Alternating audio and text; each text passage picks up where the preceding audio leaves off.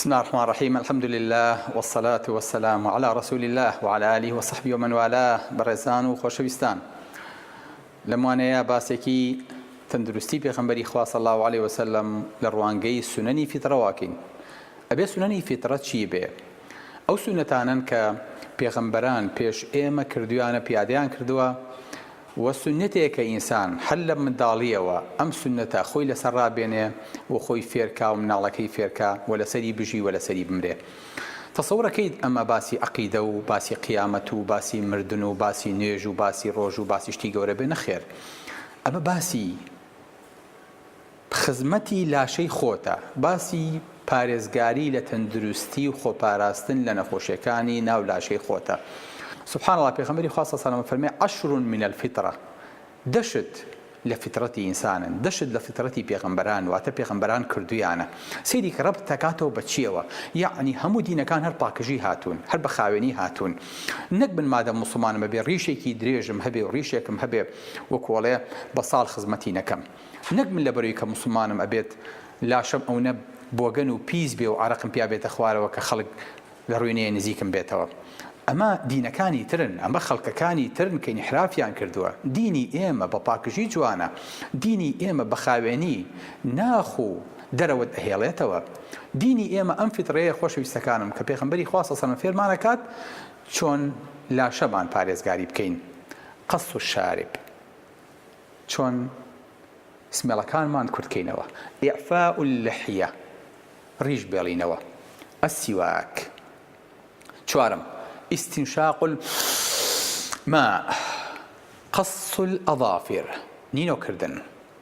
غسل البراجم کە دوای دێمە سەری. نتف الإبط، پاکردنەوەی بنباڵ. حلق العانە، پاکردنەوەی ئینسان لە مووی خوارەوەی لاشەی خۆی. انتقاص الماء، یعنی خۆپاکردنەوە لە تەوالێت و لە دەبلیوسی و لەسەر ئاوا بە ئاو. مصعب کە حەدیثەکە ئاجێڕێتەوە فەرمێ وەنەسیت العاشرة إلا أن تكون المضمضة، دێ من بیر چۆتەوە ئیلا مەگەر مەضمەضە بێ کە ئینسان ئاو لە دەمی ڕائەدا. سبحان الله، من تێ ناگەم. دینێک بۆ تەوحیدی خوا هاتبێ، دینێ بۆ سەرخستنی بەرنامەی خوا هاتبێ، چ پەیوەندی بەم شتانەوە هەیە؟ بۆ خۆی بەم شتانەوە مەژغوڵەکە، بۆ ئەرکی خەڵکەکانی زیادەکات و قورسەکە ئەبێت و ئەمانەش بکەیت؟ ئەبێ هەموو هەفتەیەک هەستیت. پێغەمبەری خوا صلی الله علیه و سلم وا سەحابەکانی فێرە کرد کە بێ هەموو هەفتەیەک هەستن چی بکەن؟ وقت لنا النبي صلى الله عليه وسلم في قص الشارب وتقليم الأظافر ونطف الإبط وحلق الآن ألا نترك أكثر من 40 ليلة والسنة كل أسبوع. فما وقت لنا النبي صلى الله عليه وسلم في قص الشارب، پیغمبری خوا صلی الله علیه و سلم توقیتی کرد بۆ بۆمان، واتە هەموو سەری هەفتەیەک منەبیهێکە بۆ ئیود ئەگەر لێ بێ بەرسمێڵە کردووە، نوێکە کردووە، مۆزیادەکانی لاشە لێ کردوێتەوە، هەموو هەفتەیەک تو ئەمە بکەیت. ئەگەر ئیلا ناچار بووی یاخود لە سەفەرێکا بووی یاخود نەخۆشی و مەژاڵەت لێدەستی گرتە بووی بۆ تێ هەتاوەکو 40 ڕۆژ ئەمە بێڵیتەوە. ئەمە هەموو ئەمانە پەیوەندی بە لاشی خۆمانەوە نییە، پەیوەندی بە تەندروستی خۆمانەوە نییە. هەموو ئەمانە پەیوەندی بە لاشی خۆمانەوە نییە، پەیوەندی بە تەندروستی خۆمانەوە نییە. زیکرێکی تیا بوو؟ نەخێر. سبحان الله واستغفر اللهێکی تیا بوو، نوێژ و سجود و ڕوحێکی تیا بوو؟ نەخێر. بەڵکو بگرە هەر هەمووی پەیوەندی بە خودی خۆمان، لاشەی خۆمان، تەندروستی خۆمانەوە هەبوو.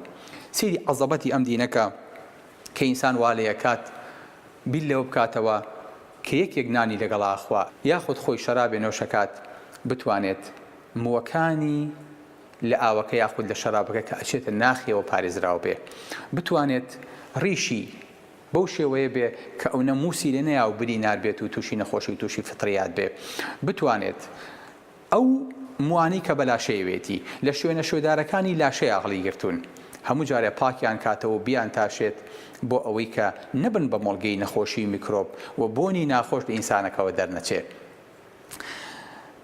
بۆیە پێغەمبەری خوا صلی الله علیه و سلم فێری کردوین هەموو ئەمانە بکەین، پێستمان تەندروست بێ، پێستمان خاوێن بێ، ناو دەممان خاوێن بێ، ناو لووتمان خاوێن بێ، دانمان خاوێن بێ، عەورەتمان خاوێن بێ و خۆمان بە ئاو پاک بکەینەوە. هەتاوەکو ئەم حەدە ئیسلام لەگەڵ ئەمەدایە بڵێ کە پێغەمبەری خوا صلی الله علیه و سەلەم لە حەدیثێکە ئەفەرمێت 5 شت لە فیترەیە. یەکێک لە فیترەکان چییە؟ خەتەنەکردنە. ئینسان بۆ ئەبێ خەتەنە بکرێ. ئەم مەوزوعە باسێکە کە زۆر قسەی هەڵگرتووە و تا ئێستاگەنش خەڵکێکی زۆر قسەی لەسەرەکە. خۆشەویستەکانم، خەتەنەکردنی ئینسان، پاکردنەوەی پێستی زیادەی ئینسان کە لەدایکە بێ، ئەمە بۆ پارێزگاری ئینسانەکە خۆیەتی. ئەی باشە مامۆستا ئەم پێستە زیادەیە ئیسفادەی هەیە؟ نەخێر. ئیسفادەی نییە بۆ خوا دروستی کردووە. ئەگە ئیسفادەی هەیە بۆ نیگەڵینەوە. ئەگە ئیسفادەشی نییە بۆ دروست کراوە. باوکی من تۆ مۆبایڵی کڕیوە؟ بەڵێ. هەموو جار شاشەیەکی ئاوا کڕیوە کە ئەیکڕی بە تازەیی بەرگێکی پێوەیە، ئەم بەرگە شەریکە لی داوە، دوای کە ئەیکڕی بخۆ بەرگەکە لیەکەیتەوە، دوای شەریکاڵێ نامەوێتەوە. بەڵێ ئەم بەرگەی کە بە ئینسانەوەیە، لەبەرەوەی کە ئینسان عەورەتی زۆر بە ناسکی دروستە بێ، خۆی گەورە پێستێکی بۆ دروست کردووە ناوسکی دایکە، هەتاوەکو ئەو کاتێکی هێتە دەرەوە، دوایی کە هاتە دەرەوە ئەنجا پێویستی بەم پێستە نامێنێ. ئەو کاتە سونەتە ئینسان پێستەکەی ببڕێ و لەدەست ئەو پێستە زیادەیە نەجاتی بێ. ئەگەر ئەم پێستە بمێنێتەوە ئینسان تۆشی چیەکە؟ ئەبێ بە مستەنقەعێک، ئەبێ بە کەلاوەیەک بۆ نەخۆشی، بۆ میکرۆب، بۆ میز کە ئەمێنێتەوە. زۆر جار کونی میزەکە لێەوە ئەگیرێ، زۆر جار ئەم پێستە زیادەیە ئەگەڕێتەوە سەر زەکەر و ڕێک ملی زەکەر ئەخنکێنێ. ئەمانە نەخۆشی زۆری هەیە کە دکتۆرەکانی بەولیە ئەزانن.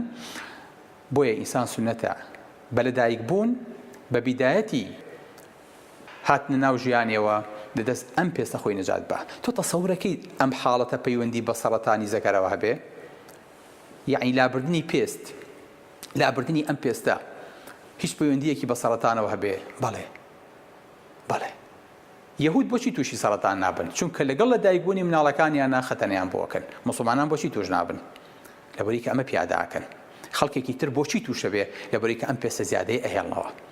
بۆیە ضرورە بە تایبەتی لەم عەسرەیە کە هەڵگرەکانی نەخۆشیە سێکسیەکان زۆر بوون کە بۆ یەکتری نەقڵەکەن، ئەم شوێنە ئەبێ بە شوێنێکی زۆر باش و لەبەر بۆ هەڵگرتی نەخۆشی ئایدس. ئین تۆ تەسەورەکەن ئێستاکەنە دۆزراوەتەوە کە نەکردنی خەتەنە پەیوەندی بە نەقڵکردنی نەخۆشی ئایدزەوە هەیە. چێ ئەمی ئەزانی؟ چێ بیری لەمە ئەکردەوە؟ و زۆر جاریش ئەم ئیلتیهابەکە ئەمێنێتەوە لەوانەیە بگەڕێتەوە بۆ دواوە، بگەڕێتەوە بۆ بڕبغ و بۆ شوێنەکانی تر و بۆری تۆ و پرۆستات و ئینسانەکە تووشی ئیلتیهابی ناومەجاری بکە، یعنی بەعکسەوە بە ئیتیجاها بگەڕێتەوە و ئینسانەکە تووشی دەرد و بەڵا بکە. بۆیە خۆشەویستەکانم ئەمە یەکێکە لە سنەنی فیترە کە پێغەمبەری خوا صلی الله علیه و سەلەم ئەمری پێکردوین. ئاخر شت کە حەزم کرد لەسەری قسە بکەم غەسل البەراجیم. توخان پرسیارتان لێ یەکەم، غەسل البەراجیم چییە؟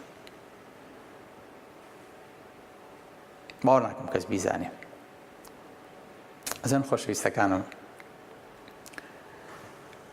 چاڵ و چۆڵیەک هەیە لە دەسا، چرچیەکی تێ ئەکەوێ زۆر جار، ئەو چرچیانە پێوتێ بەراجیم.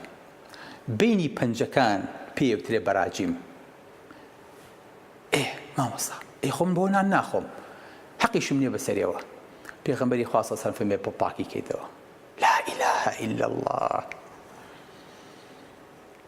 ئێمە لە طبا لەبەردەم شوێنی عەمەلیات و دەستشنە شوێنێکمان بۆ دیاری کراوە، ئەڵێ دەستەکانت ئاوا بشۆ، ئاوا کەلێنەکان و کەلەبەرەکانی پەنجەت پاکەرەوە. سوبحان الله بە تعلیمات ئەڵێ ئەو شوێنانەی کە زۆر وونە بن، زۆر ئەشارێنەوە، زۆر جار دکتۆرەکە نایبینێ و پەنجەی پێ ناشوە، دەستی پێ ناشوە، فێر بە چۆن دەسێ بشۆیت. دکتۆرەکان فێرمانەکەن بەم شێوەیە، بەم شێوەیە، بەم شێوەیە. ئێمە چیمان هەیە؟ ئەم فڵچەیەمان هەیە بۆ پاکردنەوەی دەستمان. زۆر غەریبە ئەگەر سەیری کەین، دیوێکی فڵچەکە پێوتە برەش، دیوێکی فڵچەکە تیژە، دیوەکی تری سفنجە، ئەمە سابوونی پێوەیە، تەعقیمی پێوەیە، ئەمەشیان پێی پاکەیتەوە. یعنی ئەوەی کێتە ناو عملیاتی ئێمەوە ئەوەی کەیت بەتەمایە تاقیم کات و دەستکێش دەدەستکا ئەبێ دانە بەدانی ئەمانە بەم فڵچەیە پاکی کاتەوە و خاوێنی کاتەوە و پاکژی کاتەوە ئینجا بواری ئەوەی پێ ئەدرێ کە دەستکێش دەدەستکات و بێتە ناو عملیاتەوە هەتاوەکو ئەو حەددا یا ئەڵڵاه ئەمە تەخەسوس نەبێت چییە ئەی پێغەمبەری خوا سەڵ سەلەم تۆ چوزانی ئەگەر پێغەمبەر نی ئەم کونوکە لە بەری دەست و پەنجە ئەم خانانە میکرۆبیتیانیشێ بە پاکی کەینەوە چ دینێک هەیە بەم وردەکاریە دابەزی بێتە ناو خەڵکەکەیەوە ئەم تەعلیماتە جوانانەی دابێ تێناگەم دینێک ئەمە ئاسی تەندروستیەکەی بێ هی ئەوە نیە چاوی لێ بکەین هی ئەوە نییە هەموو فەرمودەکان بە زەعیفەکانیشەوە لەسەر سەرماندا بنین وەکو قسەی دکتۆرێکی پسپۆر لەگوێی بگرین بەڵێ بۆیە بۆمان هەڵبژاردن وتمان تەندروستی خۆشەویست لە فەراغەوە نەهاتووە. سەلام عەلەیکوم وەرەحمەتوڵڵاهی وبەرەکاتوه.